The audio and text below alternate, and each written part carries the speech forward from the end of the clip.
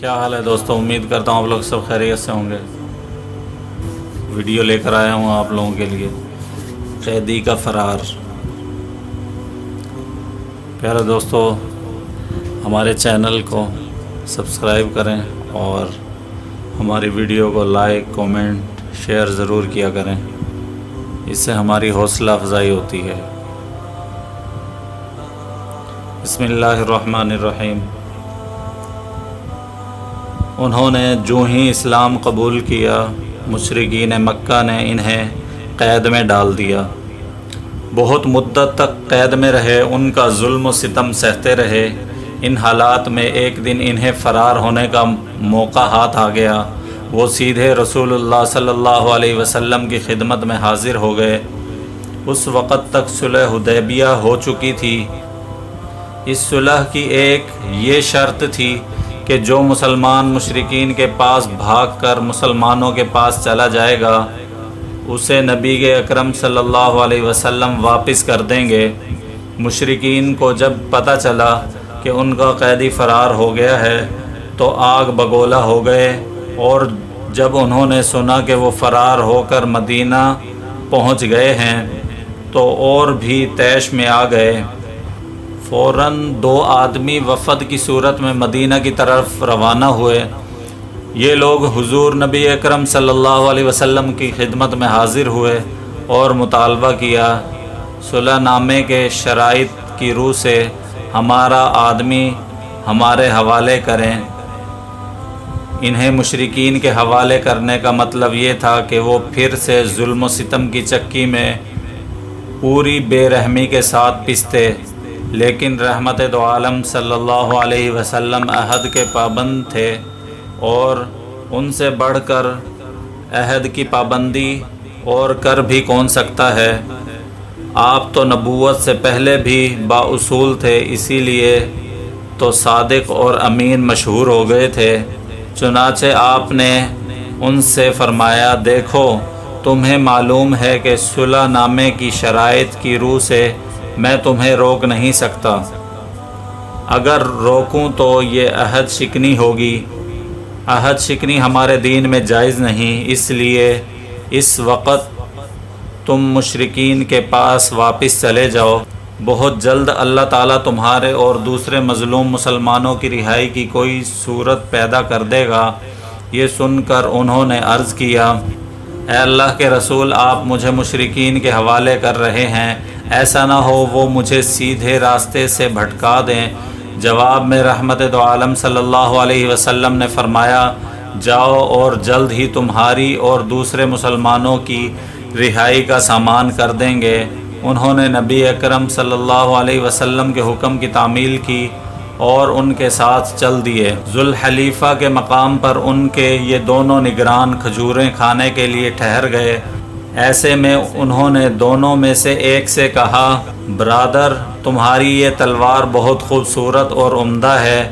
تلوار کا مالک اس کی تعریف سن کر خوش ہو گیا اور بولا، بے شک یہ تلوار بہت اچھی ہے، میں نے بارہا اس کا تجربہ کیا ہے۔ یہ سن کر فوراً بولے، ذرا دکھانا۔ اس نے فوراً تلوار نیام سے نکالی اور ان کی طرف بڑھا دی۔ مشرکین کئی سال سے ان پر ظلم و ستم کے پہاڑ توڑ رہے تھے۔ اس وقت یہ نبی کریم صلی اللہ علیہ وسلم کے حکم کی تعمیل میں ان کے ساتھ تو آ گئے تھے، لیکن دوبارہ خود کو ان کے حوالے کرنے کے لیے کسی طرح بھی تیار نہیں تھے۔ چنانچہ تلوار ہاتھ میں لیتے ہی انہوں نے تلوار کے مالک پر وار کیا اور ایک ہی وار میں اس کا سر اڑا دیا۔ دوسرا خوف زدہ ہو کر بھاگ نکلا۔ وہ سیدھا مدینہ پہنچا اور رسول اللہ صلی اللہ علیہ وسلم کی خدمت میں حاضر ہوا۔ نبی کریم صلی اللہ علیہ وسلم نے اسے بدحواس دیکھ کر پوچھا، کیا بات ہے، تم پریشان کیوں ہو اور واپس کیسے آ گئے؟ اس نے سارا واقعہ بیان کر دیا۔ اتنے میں یہ بھی وہاں پہنچ گئے۔ آپ نے معاہدے کی شرط پوری کر دی۔ آپ نے اپنے ذمہ داری سے سبق دوش ہو گئے۔ اب اللہ نے مجھے ہمت دی اور میں آزاد ہو گیا۔ نبی کریم صلی اللہ علیہ وسلم نے سوچا، قریش کے آدمی کو قتل کرنے کی بنیاد پر قریشی مشتعل ہو جائیں گے، اس لیے ان کے بارے میں فوری طور پر کوئی فیصلہ نہ فرمایا۔ یہ دیکھ کر انہوں نے محسوس کر لیا کہ شاید انہیں پھر مشرکین کے حوالے کر دیا جائے گا، چنانچہ یہ موقع پا کر وہاں سے نکل گئے اور ساحلی مقام کی طرف چلے گئے۔ انہوں نے ایک ساحلی علاقے ایس کو اپنا ٹھکانہ بنا لیا۔ اس مقام سے قریب ہی وہ راستہ تھا جس پر سے قریش کے تجارتی قافلے گزرا کرتے تھے۔ ابھی چند دن گزرے تھے کہ انہی کی طرح ایک صحابی ابو جندل بن سہیل رضی اللہ تعالیٰ عنہ بھی مشرکین کی قید سے فرار ہو کر ایس پہنچ گئے۔ اب تو ان جیسے اور لوگوں کو ایک راستہ مل گیا۔ ظلم و ستم کی چکی میں مسلسل پسنے والے ان لوگوں میں سے جسے بھی موقع ملتا وہ وہاں پہنچ جاتا۔ اس طرح تھوڑے ہی عرصے بعد وہاں مسلمانوں کی ایک اچھی بھلی جماعت جمع ہو گئی۔ اب یہ لوگ مشرکین سے اپنا انتقام لینے کی پوزیشن میں آ گئے۔ ان حضرات نے مشرکین سے انتقام لینے کی ایک عجیب ترکیب سوچی۔ جب بھی قریش کا کوئی تجارتی قافلہ اس راستے سے گزرتا تو یہ لوگ پہلے سے طاق میں بیٹھے ہوتے تھے، فوراً اٹھ کر اس پر حملہ کر دیتے، قافلے میں تباہی مچا دیتے، ان کا سارا سامان لوٹ لیتے تھے۔ اس طرح قریش کی تجارت خطرے میں پڑ گئی۔ یہ گوریلا جنگ یعنی چھاپہ مار لڑائی کی ابتدائی شکل تھی۔ اس لحاظ سے ہم صحابہ اکرام کے اس قافلے کو گوریلا جنگ کا مؤجد کہہ سکتے ہیں۔ آخر انہوں نے تنگ آ کر نبی اکرم صلی اللہ علیہ وسلم کی خدمت میں پیغام بھیجا، آئندہ جو مسلمان بھاگ جائے گا وہ آزاد ہو جائے گا، آپ اسے واپس کرنے کے پابند نہیں ہوں گے۔ ساتھ ہی انہوں نے صلہ رحمی کا واسطہ دیا اور درخواست کی، ایس میں ٹھہرنے والے مسلمانوں کو روکیے، وہ ہمارے تجارتی قافلوں پر حملے نہ کریں۔ رسول اللہ صلی اللہ علیہ وسلم نے ان کی یہ درخواست قبول فرما لی اور انہیں اور ابو جندل رضی اللہ تعالیٰ عنہ کو لکھ بھیجا کہ یہ لوگ مدینہ آ جائیں، باقی اپنے گھروں کو چلے جائیں۔ اس موقع پر قرآن کریم کی یہ آیات نازل ہوئی، اللہ وہ ہے جس نے مکہ کی وادی میں دشمنوں کے ہاتھ تم سے اور تمہارے ہاتھ ان سے روک دیے، قابو پانے کے بعد جب انہیں نبی کریم صلی اللہ علیہ وسلم کا یہ فرمان مبارک ملا تو ان کی وفات کا وقت قریب تھا۔ خط مبارک ہاتھ میں لے کر پڑھنے لگے۔ خط پڑھتے پڑھتے ہی ان کی روح جسم کا ساتھ چھوڑ گئی اور آپ اپنے مالک حقیقی سے جا ملے۔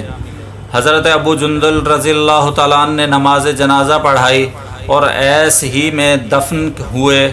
قریب ہی ان کی یاد میں ایک مسجد بنائی گئی۔ اس کے بعد ابو جندل رضی اللہ تعالیٰ عنہ مدینے آ گئے۔ دوسرے مسلمان اپنے گھروں کو واپس آ گئے۔ جن کے حالات آپ نے پڑھے ان کا نام حضرت عتبہ بن اسید ثقفی رضی اللہ تعالیٰ عنہ تھا۔ یہ اپنی کنیت ابو بصیر سے مشہور ہیں۔